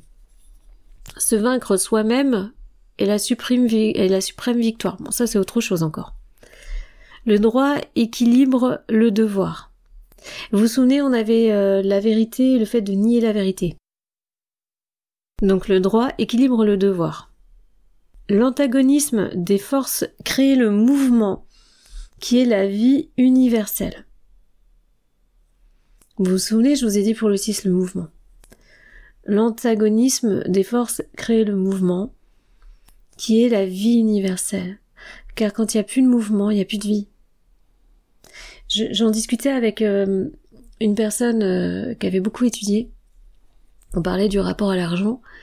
Et c'est vrai que l'échange, le mouvement est important. Que les gens souvent qui stagnent, il n'y a plus justement de richesse en fin de compte qui bouge. C'est important qu'il y ait du mouvement, des échanges. Mais ça, on parlait de l'argent, mais c'est valable dans tout, hein.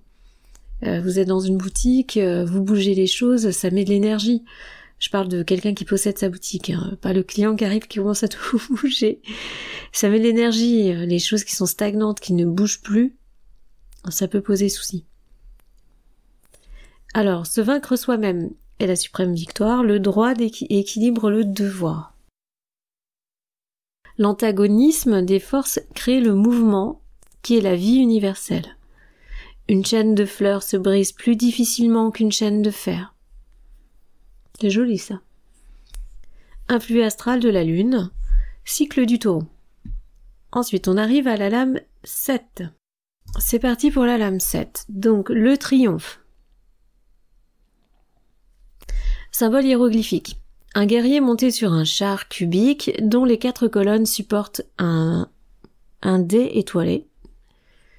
Les colonnes symbolisent les 4 éléments, le char cubique signifie l'œuvre édifiée par la volonté victorieuse des obstacles. Le guerrier est couronné d'un cercle d'or, image de la lumière éternelle. Il tient d'une main le glaive, signe de la victoire, et de l'autre un sceptre surmonté d'un carré, la matière. D'un cercle, l'éternité, entre parenthèses, et d'un triangle, la divinité. Alors on reprendra cette partie-là. Donc, il tient d'une main le glaive, signe de la victoire, et de l'autre un sceptre surmonté d'un carré. Entre parenthèses la matière, donc pour le carré, d'un cercle, entre parenthèses l'éternité, et d'un triangle, entre parenthèses la divinité. Il porte une cuirasse, emblème de force. Elle est ornée de 3 équerres qui symbolisent le jugement, la volonté et l'acceptation. Une sphère aux ailes éployées sur le devant du char indique l'exaltation de la puissance intellectuelle dans l'infini de l'espace et du temps. 2 sphinx attelés au char sont au repos. L'un noir est le mal, l'autre blanc est le bien. Tous 2 soumis au mage qui est sorti victorieux des épreuves. Nombre 7. Nombre sacré de la magie, celui de toutes les genèses. Sentence sacerdotale, la lumière est l'esprit de Dieu et la source de toute vie. Les ténèbres sont l'esprit du mal et le germe de la mort, combat pour la lumière, et tu triompheras des ténèbres qui sont l'erreur, le mal et la mort. Influx astral du soleil, cycle des Gémeaux. Ensuite, la lame 8. La lame 8, la justice. Symbolisme hiéroglyphique. Donc là, on a H égale 8, et le dessus. Sur 3 degrés qui figurent les 3 mondes, une femme, le front ceint d'une couronne de fer, symbole de l'inflexibilité. Elle est assise, elle a les yeux bandés pour indiquer qu'elle ne tient pas compte des situations sociales des coupables. Le glaive d'une main et la balance de l'autre, elle juge et punit. Le lion symbolise la force soumise à la justice et le sphinx, l'œil de Dieu qui lit dans les âmes des méchants. La tortue ailée symbolise le repentir qui peut s'élever jusqu'au pardon malgré le poids du crime. Un génie divin symbolise la justice de Dieu qui jugera la justice des hommes. Nombre 8. Nombre de la justice et de la réaction équilibrante. C'est l'harmonie dans l'analogie des contraires. Le premier nombre qui se divise en nombres égaux. Le nombre complet par lui-même. Le premier nombre qui se divise en nombres égaux. Le nombre complet par lui-même. Sentence sacerdotale. La volonté soumise à l'absurde est réprouvée de la raison. La volonté doit équilibrer les forces qu'elle met en jeu pour tempérer ou annuler la réaction des contraires. La volonté doit équilibrer les forces qu'elle met en jeu pour tempérer ou annuler la réaction des contraires. Les intelligences dont la volonté ne s'équilibre pas sont semblables à des astres avortés. Avant de juger ton frère, fais-toi juger par lui. Influx astral de Vénus, cycle du Cancer. Ok, la lame 9, le sage. Alors, symbolisme hiéroglyphique. Un vieillard, symbole de la sagesse, porte une lampe allumée qui représente l'intelligence. Il la couvre de son manteau, ce qui signifie la discrétion. Il s'avance appuyé sur un bâton, symbole de la force acquise par l'expérience. Nombre 9, nombre des synthèses, image réflexe des trois mondes, donc 3 x 3 égale 9. Sentence sacerdotale, la prudence est l'arme des sages. Ne montre pas la lumière aux aveugles, ils ne la verraient pas.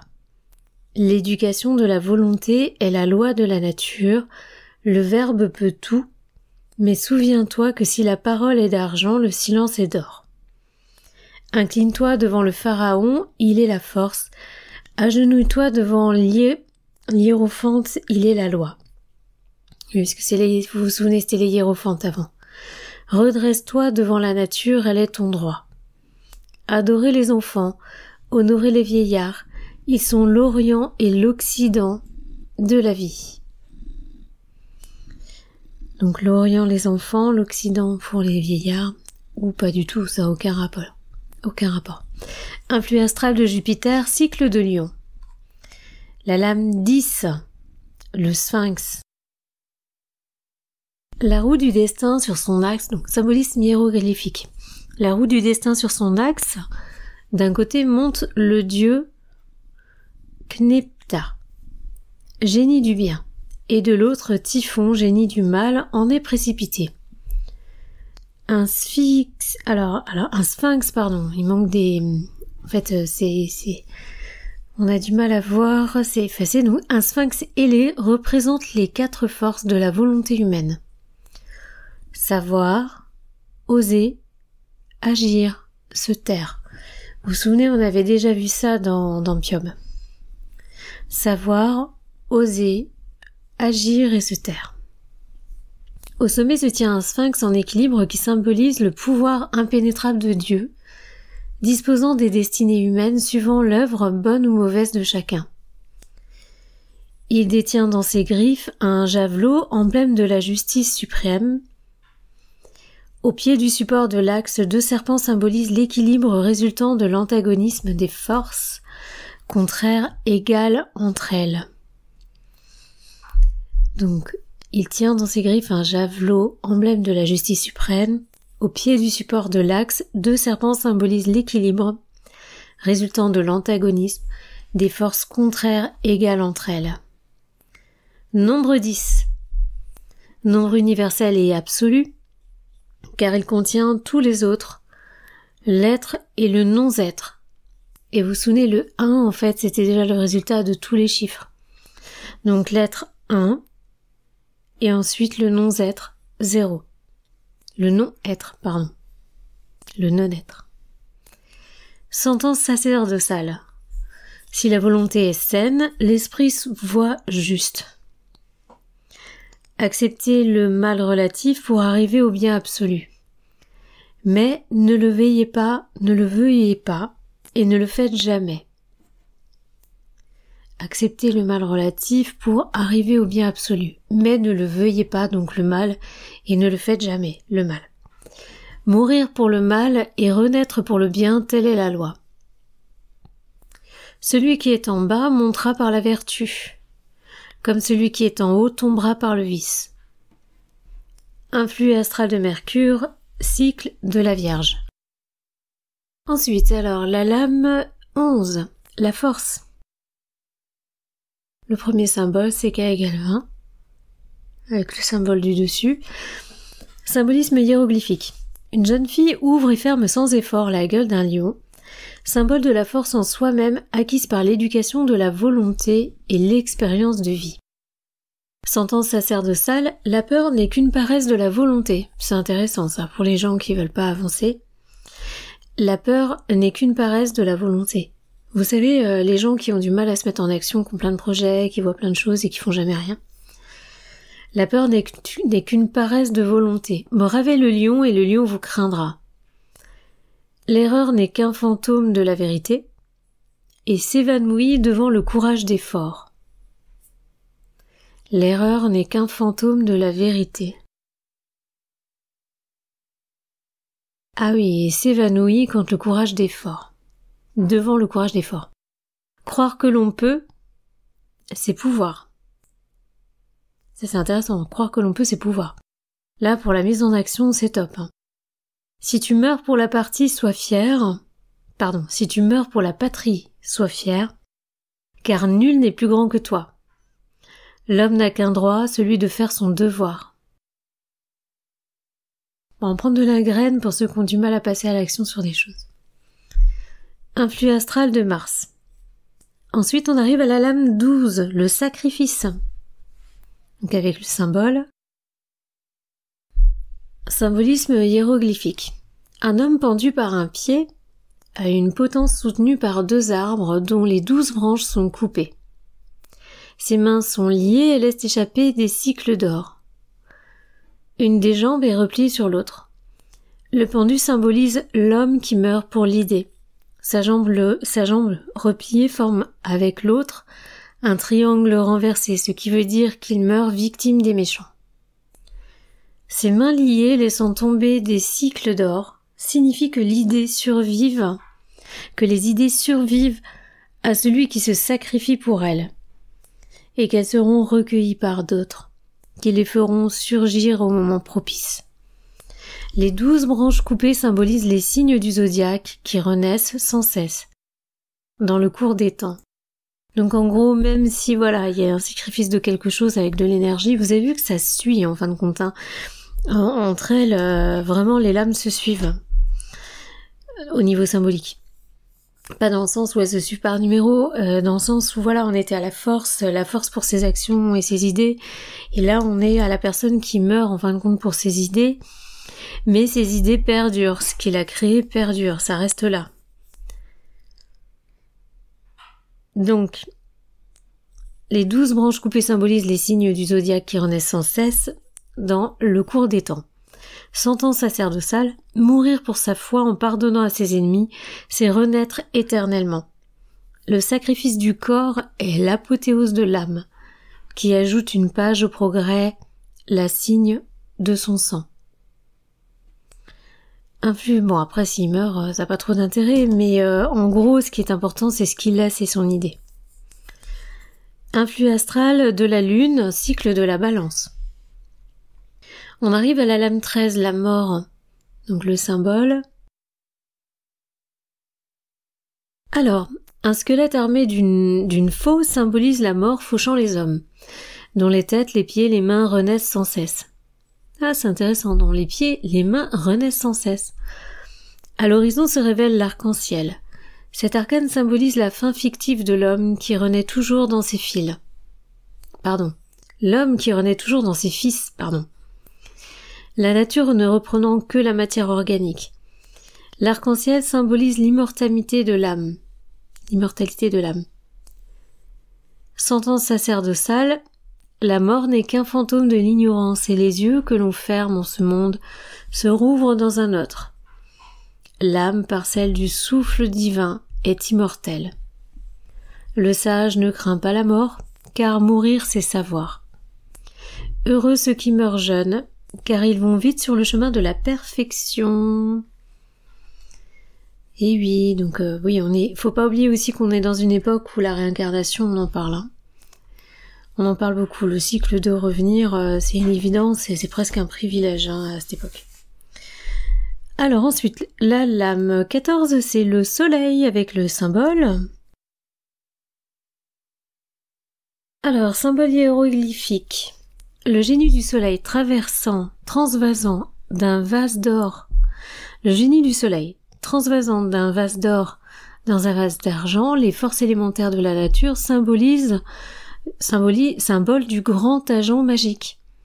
Le fluide électrique et magnétique combiné, image de la fécondation perpétuelle de la nature par la lumière et la chaleur qui sont le mouvement et la vie. L'énergie vitale. Sentence sacerdotale, l'empire du monde est celui de la lumière, le soleil est le mal et la nature. Alors, le soleil est le mal de la nature et le principe de toute vie. Il est l'image de la splendeur de Dieu. Ne sème pas de pierres précieuses devant les aveugles, ils s'en blesseraient les pieds et ne les verraient pas. C'est intéressant ça. Donc l'empire du monde est celui de la lumière, le soleil est le mal de la nature, donc mal M-A, chapeau, donc accent circonflexe L-E, et le principe de toute vie. Il est l'image de la splendeur de Dieu, ne sème pas de pierres précieuses devant les aveugles, il s'en blesserait les pieds et ne les verrait pas. Donc influx astral, vous en doutez, c'est le soleil. Cycle du Scorpion. Et nous passons à la lame 15, le typhon. Alors, le génie, le typhon, donc symbolisme hiéroglyphique. Donc, on a le symbole. Le génie du mal, de la fatalité et du chaos, il est représenté par un hippopotame à tête de crocodile, à pied de bouc, ayant les mamelles d'une femme et le sexe d'un homme. Un serpent lui sort du nombril, ce qui signifie qu'il n'enfante rien que de mauvais. Alors, ce qui signifie qu'il n'enfante rien que de mauvais, ok? Ses ailes de chauve-souris indiquent qu'il est l'esprit des ténèbres. Il surgit du chaos et des ruines, d'une main il agite la torche de la destruction, et tient de l'autre le sceptre de la division et de la haine, formé par un angle, la pointe en bas séparée par un cercle. Le reste de la figure symbolise la bestialité des passions. À ses pieds sont deux hommes à tête de bouc, symbolisant ceux que le vice enchaîne et fait tomber plus bas que la bête. La corne qu'il a sur le nez indique la révolte contre l'esprit divin et menace le ciel. Leur geste indique la vérité suprême, jusque dans le mal que l'homme ne peut faire autant qu'il le veut. Donc la corne qu'il a sur le nez indique la révolte contre l'esprit divin et menace le ciel.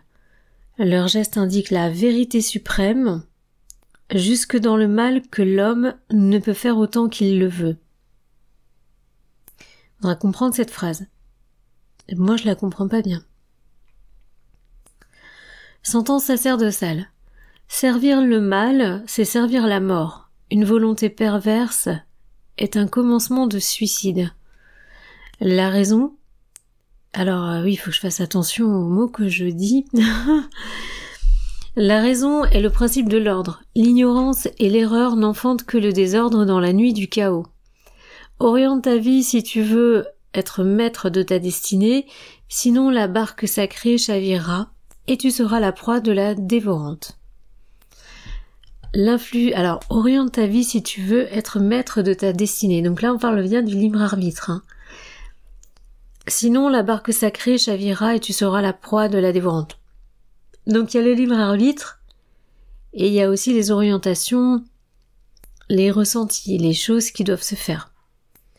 Donc oriente ta barque sacrée, c'est pas pour rien. C'est qu'il faut quand même savoir diriger dans le bon sens. Aller dans le bon vent, on va dire. Voilà, prendre un libre arbitre, mais là où souffle le vent.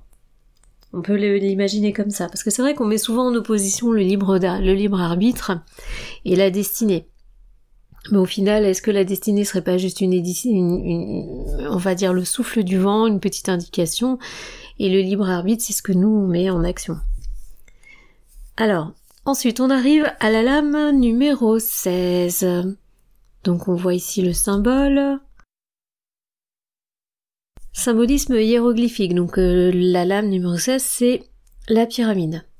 Une pyramide dont le faîte, comme le fêtage, s'écroule sous l'éclair de la foudre, deux hommes dont l'un couronné, dont l'un est couronné, mais là il met l'un couronné, sont précipités dans le vide.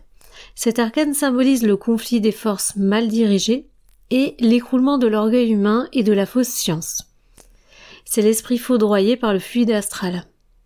Sentence sacerdotale, la lumière est un feu sacré, mis par la nature au service de la volonté. Elle éclaire les âmes fortes et foudroie les autres. Prends garde à tes actes et à tes paroles. Ne fais et ne dis jamais rien qui ne soit approuvé par ta conscience. Je pense qu'il n'est pas utile d'expliquer. Ne fais et ne dis jamais rien qui ne soit approuvé par ta conscience. Influx astral de Jupiter, cycle du Capricorne. Et voilà, et on passe directement à la lame 17 qui est l'étoile avec la figure. Alors, l'étoile, symbolisme hiéroglyphique. Une jeune fille nue symbolisant en vérité un pied donc sur la mer et l'autre sur la terre. Elle répand de deux coupes qui symbolisent la bonté et la charité, le baume qui soulage les maux humains. La mer représente l'amertume des jours de tristesse. Au-dessus de cette jeune fille est une étoile à 8 pointes, double symbole de l'univers et de la triade divine, au centre de laquelle se trouve une pyramide blanche, unie, et à une autre, une pyramide blanche unie à une autre noire renversée et se touchant par leur base. C'est là l'emblème de la grande loi occulte du magisme, qui est l'analogie. Entre parenthèses, ce qui est en haut est comme ce qui est en bas. Cette étoile, donc plus petite, représente les 7 types planétaires de l'homme. Près d'elle, une fleur, symbole de l'espérance, où s'abreuve un phalène, image de l'adversité. Sentence sacerdotale, l'homme qui a découvert la vérité et veut opérer la justice brise tous les obstacles. Dépouille-toi de tes vices et de tes erreurs. Tu connaîtras la vraie science et la clé t'en sera donnée. Ne brise jamais la fleur de l'espérance. La science des nombres est la clé du mouvement de la vie. Alors, la science des nombres est la clé du mouvement de la vie qui est l'aspire et le respire. La pitié est ce qu'il y a de plus divin dans l'humanité. L'influx astral est Mercure et c'est tout. Et on passe directement à la lame numéro 18. L'amour. Alors, on a le symbole de la carte et ensuite on va passer au symbolisme hiéroglyphique. Sous un soleil radieux, un jeune homme et une fille se tiennent par la main, dans un cercle de fleurs. Cet arcane symbolise l'amour donnant le bonheur. Le signe dans le soleil est l'emblème de la génération universelle. Sentence sacerdotale, l'amour est ce qui te rapproche le plus de Dieu. C'est le soleil de l'âme et le grand arcane de la vie. Aime et donne la vie, mais respecte la femme libre ou l'esclave. Et sache qu'avilir la femme, c'est prostituer ta mère. Bon. J'espère que je ne vais pas voir la vidéo strikée. Cela, il y a quelques termes déjà tout à l'heure. L'amour est l'attraction de forces complémentaires en vue d'une création. Il émane directement du principe divin. Il est éternel comme lui et doit survivre à la fin des mondes pour en créer d'autres.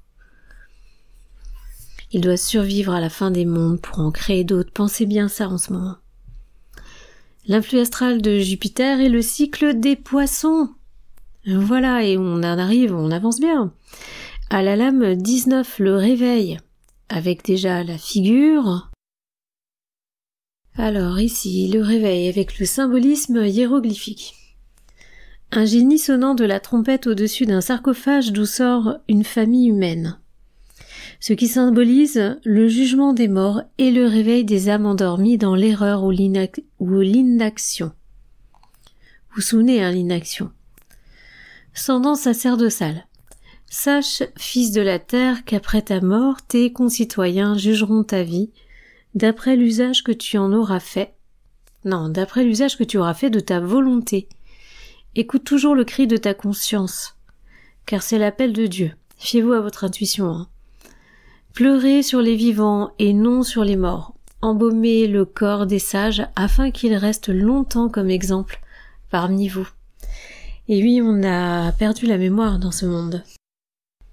C'est vrai, au début des 1900, de 1900 à 1940, ils rouspétaient parce que justement, en disant qu'on n'avait plus de mémoire sur une centaine d'années, et aujourd'hui, on en est à plus avoir de mémoire sur quelques mois.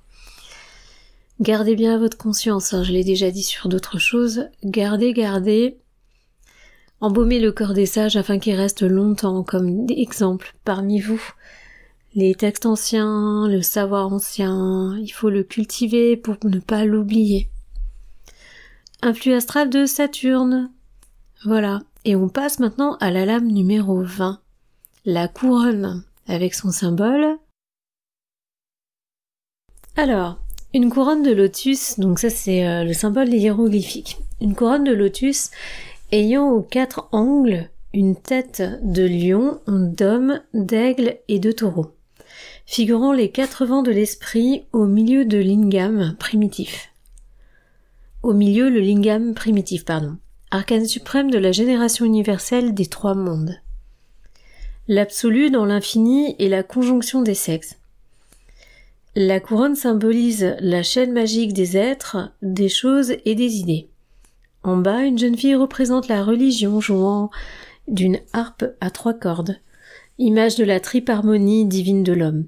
Entre parenthèses, l'âme, l'esprit, le corps.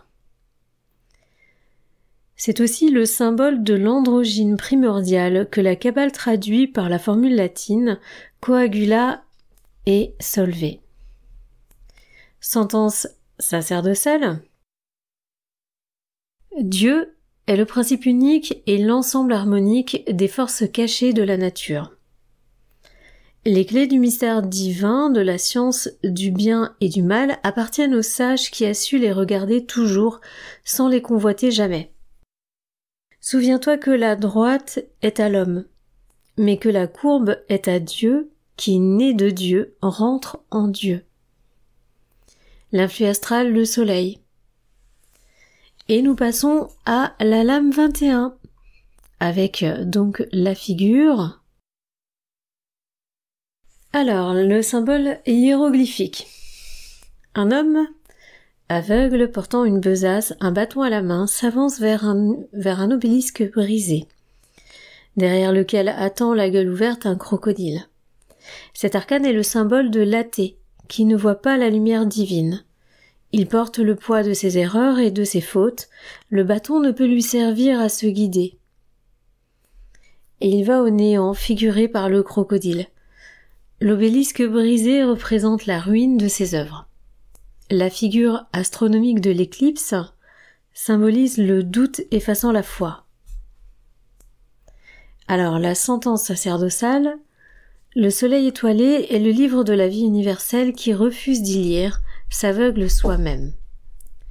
Donc, le ciel étoilé est le livre de la vie universelle, ciel étoilé, donc comme l'astrologie au final, qui refuse d'y lire, s'aveugle soi-même.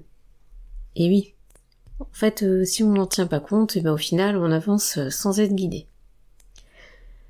L'athée crée la fatalité qui devient son châtiment. Si tu ne crois rien, tu n'es qu'un mort vivant. Intéressant, ça. C'est intéressant.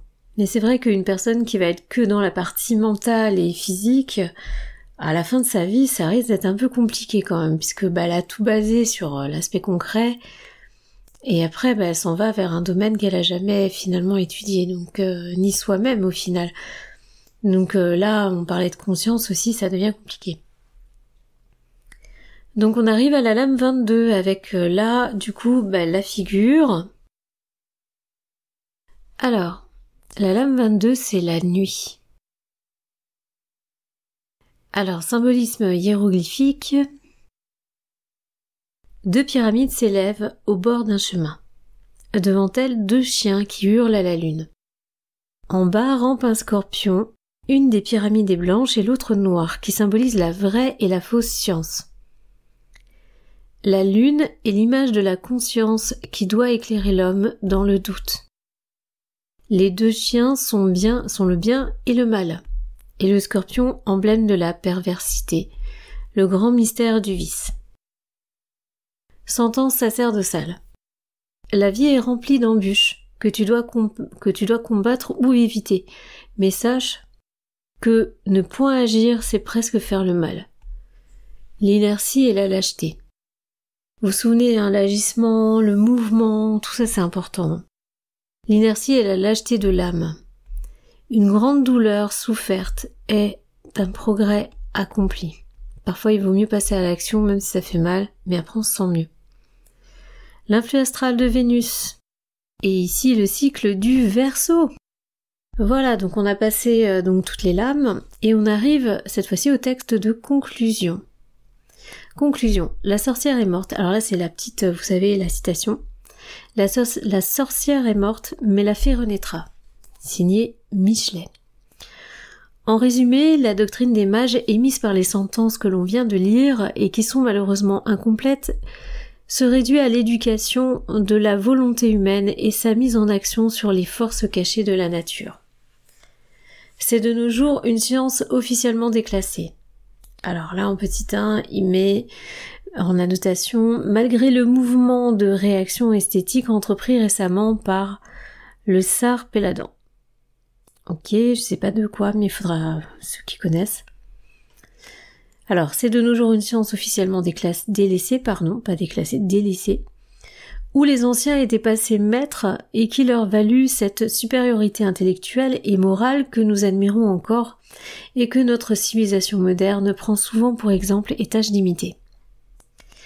Mais, comme depuis bien des siècles, les générations qui se sont succédées ont perdu l'entraînement nécessaire. Nous n'y parvenons plus qu'exceptionnellement. Et lorsque la nature de notre individu nous y prédispose particulièrement, tels sont en France le zouave Jacob et en Russie le pope Jean, qui obtiennent des résultats extraordinaires pour la mise en action absolue de leur volonté. Vous vous souvenez, ça il insiste plusieurs fois dans le livre l'action par la volonté, on met la volonté et on obtient. C'est un petit peu une loi c'est pas le je vais bien, tout va bien, c'est quelque chose d'un peu plus poussé. La foi qui est somme mais par contre voilà, il dit la foi, vous voyez, c'est-à-dire qu'il faut avoir aucun doute pour que ça se produise. Si vous avez un doute sensoriel ou au fond de vous, c'est toujours plus délicat. La foi qui est en somme l'exaltation de la volonté par la croyance produit les mêmes résultats et les miracles de Lourdes n'ont pas d'autre cause. Donc là il met une petite annotation. Feu l'abbé Fortin, en cherchant à établir la concordance des tâches solaires avec les perturbations atmosphériques pour la prévision du temps, a fait de l'astrologie sans le savoir. Donc il écrit à nouveau dans le texte.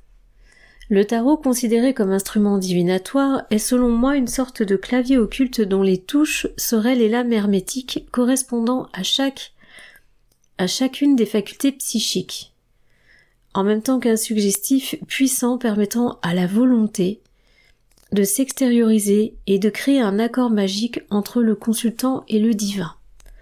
Accord plus ou moins parfait selon le degré d'acuité sensitif que possède celui qui s'en sert et qui lui permet alors de conjecturer les événements à venir qui logiquement doivent se rapporter au consultant puisqu'il y a avec lui un courant psychomagnétique établi par les concordances des lames du tarot qui joue en ce cas le rôle accumulateur d'électromental. Bon, encore une phrase qui fait 10 km. Mais au moins il n'y a pas de tiret, de point, de virgule. Alors, c'est intéressant, parce que vous voyez, il reparle du tarot, mais je vous disais une phrase en début, c'était voilà, est-ce que c'est une prédiction de l'avenir, ou est-ce que finalement c'est une induction de l'avenir? Et là, on est carrément là-dedans, hein. C'est-à-dire qu'à un moment aussi, il y a une histoire de concordance et de vouloir, et le vouloir crée. Donc c'est pour ça que avoir un oracle ou un tarot juste pour se dire je lis l'avenir, c'est très simpliste. C'est beaucoup plus important beaucoup plus complexe. Et effectivement, il s'agit pas forcément... c'est comme le jeu du Zener, je sais pas si vous connaissez, donc on soulève les cartes, on a des symboles.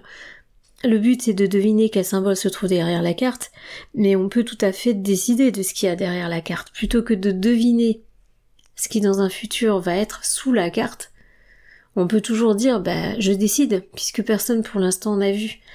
Donc tant que personne n'a vu quel symbole se trouvait là derrière la carte, on a encore moins l'impact du collectif.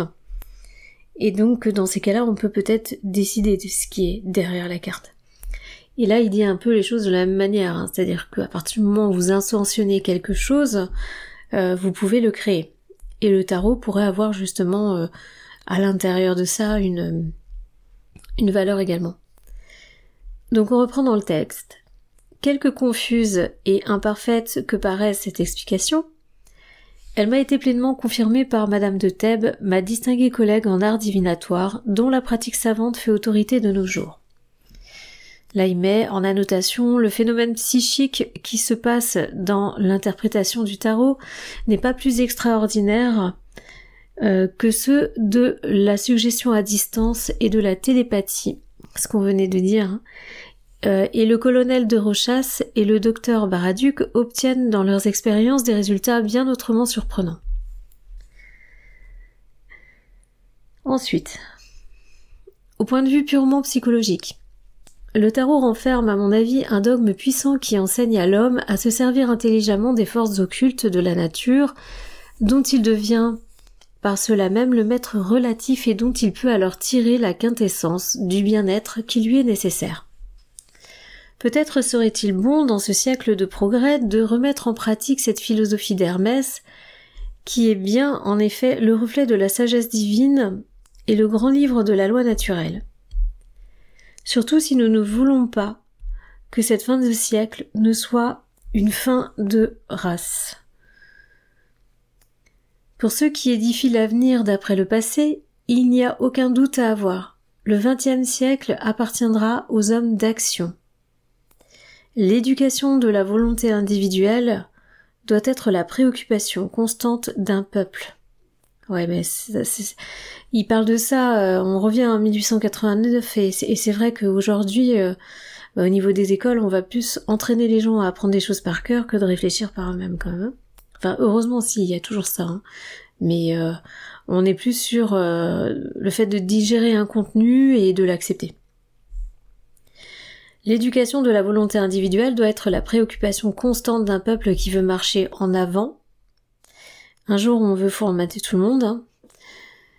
Une des causes de nos désastres en 1870 doit être certainement attribuée à la volonté active individuelle des officiers allemands contre la volonté inerte ou passive des officiers français, qui se sont contentés d'être des héros.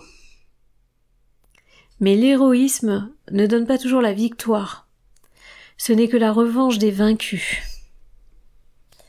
C'est intéressant, oui, il y a dû y avoir des choses... je me suis dit, il y avait une guerre encore à ce moment-là.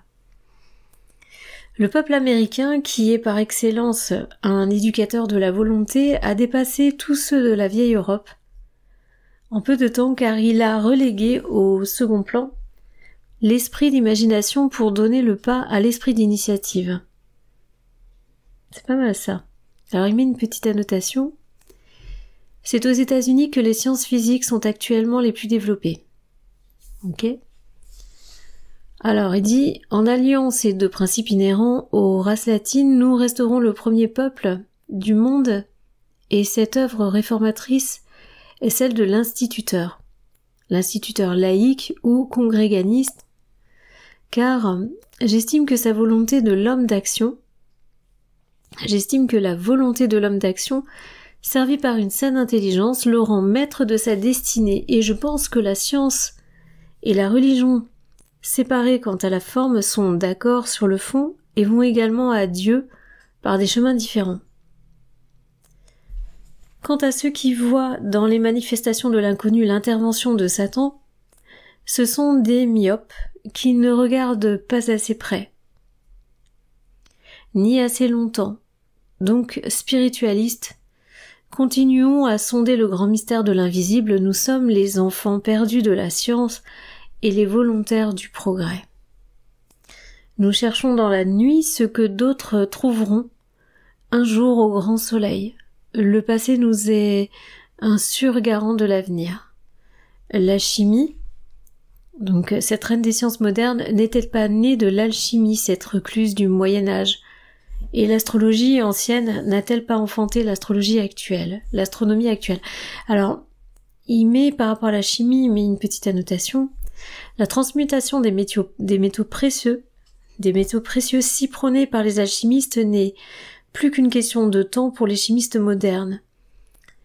Et dans un autre ordre d'idées, le récit biblique de l'arche de Noé est postérieur à la métamorphose de Vigourou en poisson pour sauver du déluge.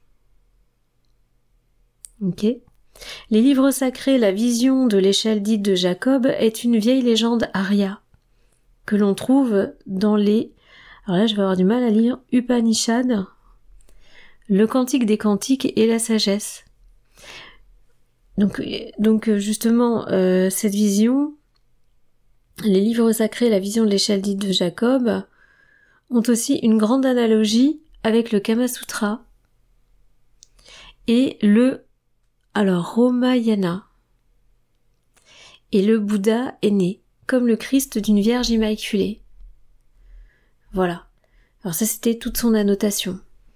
Et mes excuses si j'ai un petit peu buté, c'est que y a des caractères effacés. Alors, donc il disait voilà que l'astrologie ancienne n'a-t-elle pas enfanté l'astronomie actuelle dans le texte. Nous épelons aujourd'hui le grimoire de l'intangible que nos fils liront jamais. Non, non. C'est un peu vrai, n'empêche. Hein. Nous épelons aujourd'hui le grimoire de l'intangible que nos fils liront demain. Bon, bah c'est nous, on va dire. Mais c'est vrai qu'il n'y a pas tant de gens qui lisent ça. Nous sommes les pénitents. Ils seront les élus.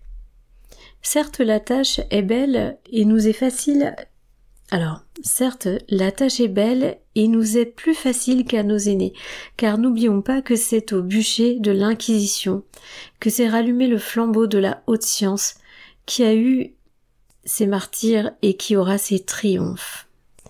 Oui, c'est-à-dire qu'il y a quand même finalement, malgré l'Inquisition, il y a quand même, c'est quand même revenu. Hein. L'ésotérisme est quand même revenu et tout ce qui est spirituel, comme quoi. Hein.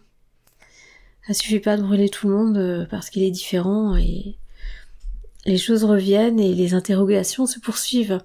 Et c'est marrant cette volonté tout le temps de soumettre un peuple avec des idées de base. Comme si tout le monde ne pouvait pas réfléchir par lui-même avec cette histoire de domination perpétuelle et pouvoir, c'est vraiment... Et puis des cycles qui se répètent sans arrêt. Alors, ensuite il continue. Donc là on repasse sur un autre paragraphe. Et tout simplement, on va continuer après avec les cartes. Mais comme il a mis quelques données... Ça aura lieu, enfin là il va parler des cartes, mais sachant que les cartes, normalement si tout va bien, je vous les ai introduits dans la description des lames. Mais je vous lis quand même la suite parce que ça fait partie du livre, il y a plus énormément de choses. Alors, les hiéroglyphes du tarot divinatoire. Citation, l'eau bénite a remplacé l'eau lustrale et l'humanité n'en est pas plus propre. Alexandre Dumas. Nota. Les 22 figures qui suivent sont disposées d'après la méthode orientale pour être lues de droite à gauche, c'est-à-dire en commençant par la fin du livre. Vous vous souvenez, hein, je vous avais dit qu'elles étaient toutes liées. Donc il y avait une suite. Notice, j'ai reconstitué ces 22 lames d'après les monuments découverts par Mariette B, Champollion, Hérine, Maspero, etc. Les caractères cunéiformes assyro-chaldéens, entre parenthèses, Musée du Louvre, de Boulogne-sur-Mer, du British Museum de Londres, du Hofmuseum de Vienne, fermez la parenthèse, et d'après les textes de papyrus anciens.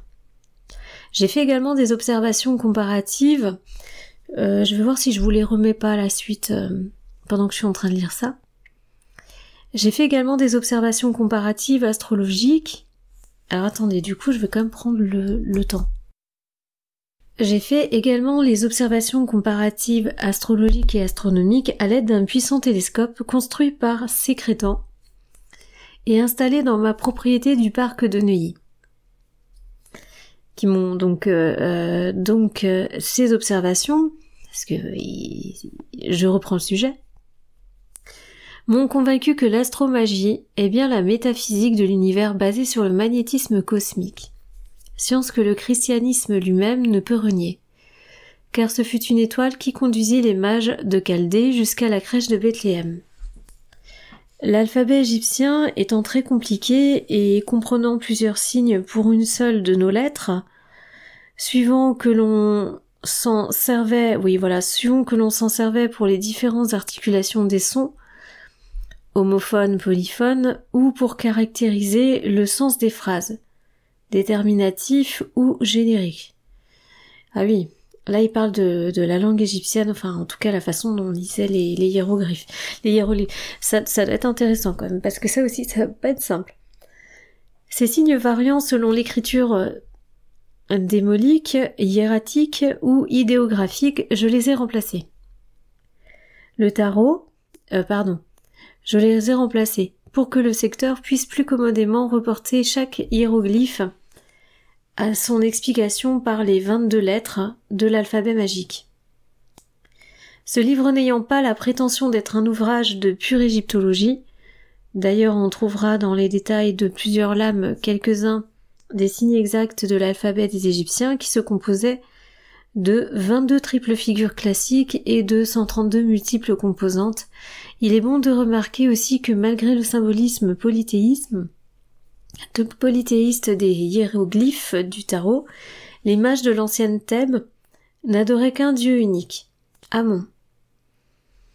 Plus tard, les pharaons jaloux de la puissance sacerdotale qui opposèrent le culte d'Aton, le disque solaire, et celui d'Armakouti, entre parenthèses le soleil dans les deux horizons, mais les mages retrouvèrent leur suprématie et l'ancien culte prévalut, enfin sous le nom de religion de Ra, ou plutôt Amon-Ra, entre parenthèses, âme du soleil, dont les principaux sanctuaires furent Thèbes, Memphis et Héliopolis. Et oui, on a réuni l'énergie, c'est-à-dire qu'on divise les dieux, on divise l'énergie, on la met dans des catégories, et là on réunit en une seule. En fin de compte, qui comprend tout, et pas divisé. Là il met une petite annotation, on retrouve de nos jours le symbolisme du culte du soleil dans la forme de l'ostensoir catholique. Voilà. J'arrive à la fin du livre.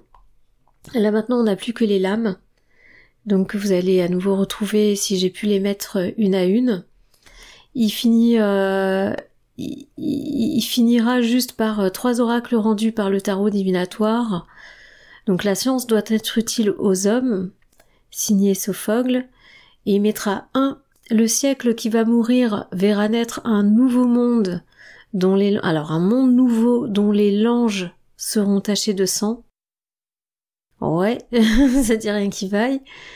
2. Le cygne ayant couvé tous ses œufs planera au ciel de l'avenir et son vol dépassera celui de l'aigle et son chant s'ouvrira. Non, et son chant couvrira celui du coq. À vous de voir aussi ce que ça représente l'aile, le coq, le cygne. Donc je répète, le cygne ayant couvé tous ses œufs planera au ciel de l'avenir, et son vol dépassera celui de l'aigle, et son chant couvrira celui du coq. 3. C'est de l'Orient qu'un jour reviendra la lumière, et les jaunes vengeront les noirs. Après, à vous de comprendre ce qu'il y a à comprendre, c'est les 3 phrases donc qu'il met à la fin du livre. Voilà, donc... écoutez, j'espère que ça vous a plu. Moi j'étais bien contente de reprendre ce livre qui était plutôt en voix artificielle, j'avais lu un petit peu mais sans plus, et je suis vraiment heureuse d'avoir pu le décortiquer avec vous. Voilà, donc si ça vous a plu, n'hésitez pas à liker, vous abonner si vous en voulez encore. Celui-ci est intégral, après pour les autres on verra, on fera au feeling. Et puis je vous dis du coup à bientôt, merci beaucoup pour votre écoute, votre attention, et à bientôt sur la chaîne.